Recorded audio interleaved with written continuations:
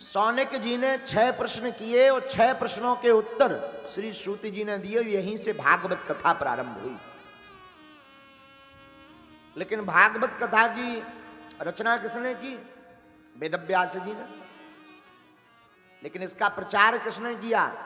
बोले रचना तो श्री वेदव्यास जी ने की, परंतु इसका प्रचार श्री सुखदेव जी महाराज ने किया।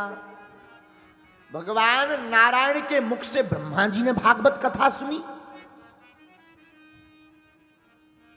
ब्रह्मा जी के मुख से नारद जी ने भागवत की कथा सुनी, नारद जी के मुख से सनकादिक ऋषियों ने भागवत की कथा सुनी, सनकादिक ऋषियों से श्री सूत जी ने कथा को सुना, सनकादिक ऋषियों से श्री सूत जी, श्री सूत जी से श्री सुखदेव जी, और सुखदेव जी से महाराज परीक्षित से लेकर के पूरे संसार में कथा की धारा बह गई। आहा। लेकिन इसका प्रचार कैसे हुआ? पहले इसकी रचना सुन लीजिए। द्वापर युग के अंत में, द्वापरे सम्नु प्राप्ते तृतीये युग पर्यये जातः पराशरद्धोगी वासव्याम कलया हरे।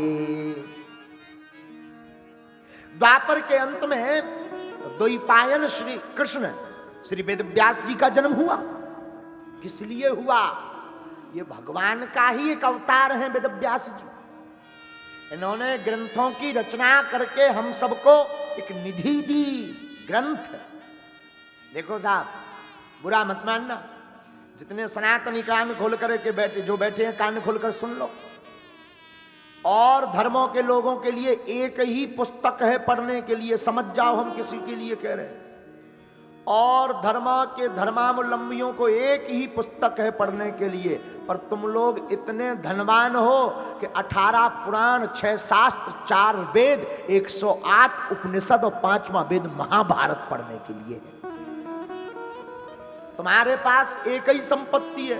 उनकी वह किताब अगर हेरा जाए, वह किताब गुम जाए तो दूसरों का चूनी बचने है, उनके भगवान तक हेरा जा रहे। लेकिन अपनी आहा, कितने गर्व की बात है कि वेदव्यास जी ने 18 पुराणों की रचना की, 4 वेदों का निरूपण किया, 5वां वेद महाभारत की रचना की।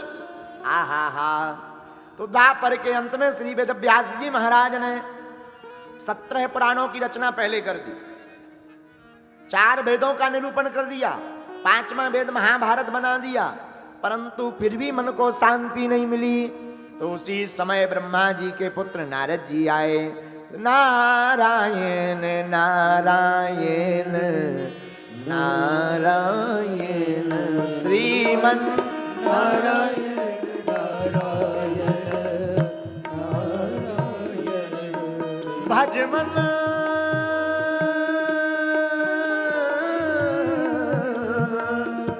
नारायण नारायण नारायण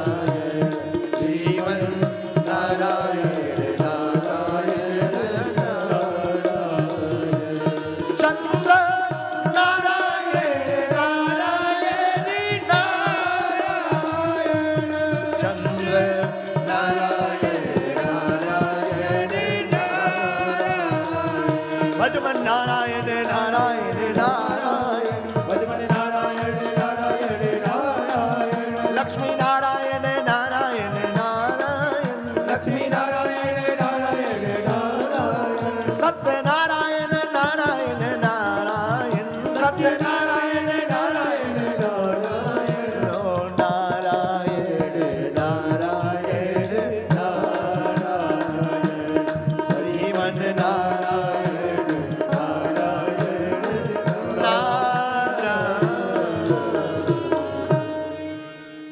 नारद जी महाराज आ गए किसके पास? वेद व्यास जी के पास। व्यास जी जय हो।